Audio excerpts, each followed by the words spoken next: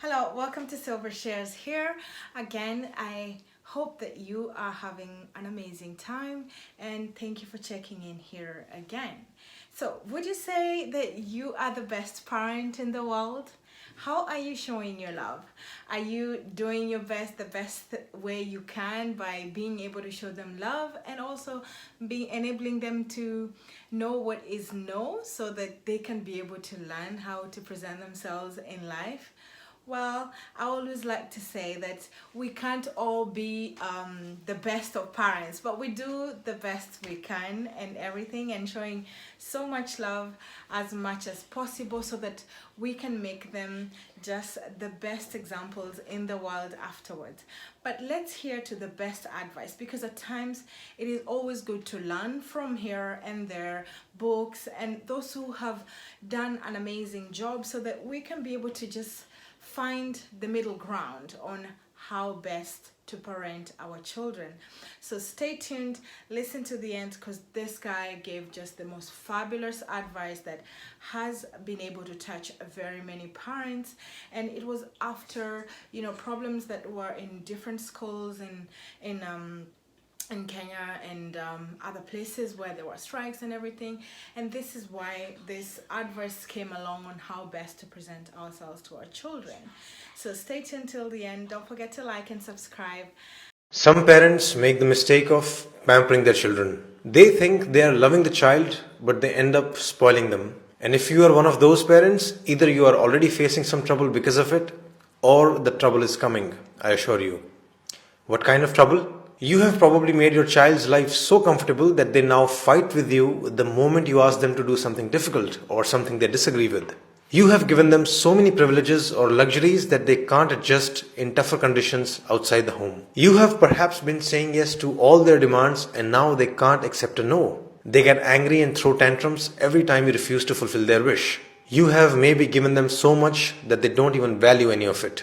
In short, they are spoiled. Why do parents do it? There could be many reasons. You want them to have the life you never had. You don't have time to spend with them and thus you just shower them with toys, gifts and luxuries. Or maybe this is how you actually show your love. You don't know any better way. Or possibly you think your child will hate you if you say no to them and you want your child to love you, at least more than they love your spouse. Whatever the reason you might have for pampering your child, my recommendation to you is very simple. Don't do it. But of course it's not that simple. The problem is complex. You as a parent have a certain level of wealth and resources. What will you do with it if you're not going to let your children enjoy them? And where is the line? Like, how much should you give? How much is too much? How much is too little? There is obviously no measurable or one size fits all answer for this. As the cliche goes, it depends. But I'm going to give you a framework to think about this problem. Consider following points. First, try to predict and answer this question. When this child becomes an adult, would they be able to sustain the current level of privileges or not?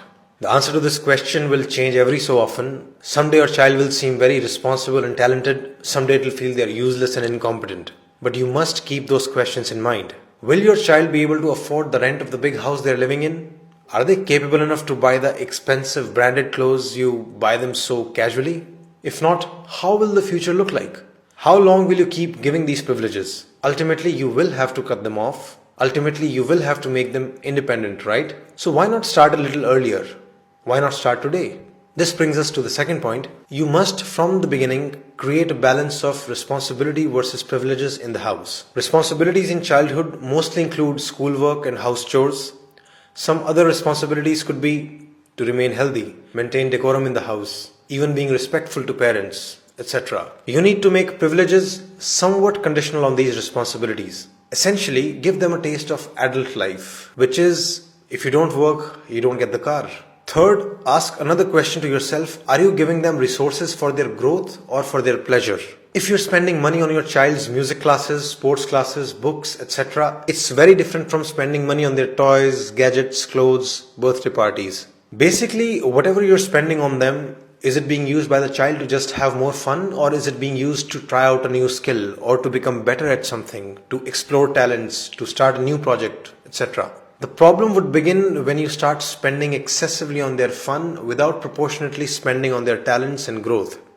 So make sure you're investing proportionately in their joys and their talents. Fourth, are you making them grateful towards what you're giving them?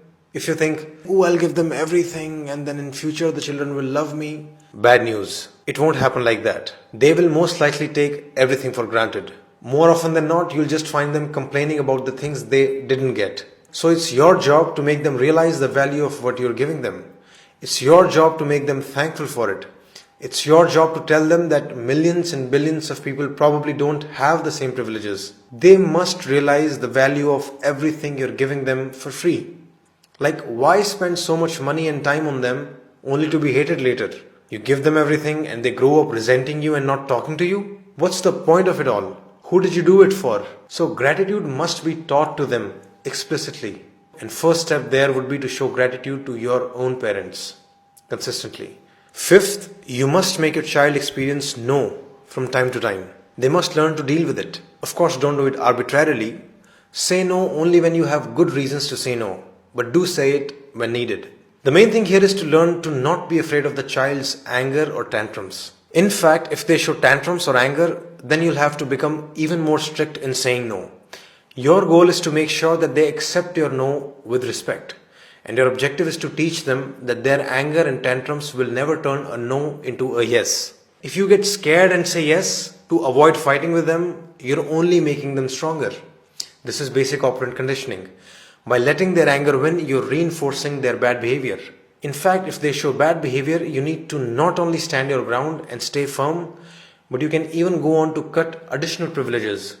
Say no to something else as well, just as a lesson to them. As a parent, you must strive to have the authority to say no and still be respected. Finally, follow the cliché because it's very true. Your time is the best gift. Children need your time, your love, your care. That's really the biggest gift. Pamper them with your time whenever you can, not with things. If you really want them to love you all your life, give them good memories with you, not just stuff which anyone can buy them. So these were my premises, and I repeat the conclusion: don't pamper your child too much. That's it. Just leave love, laugh and learn.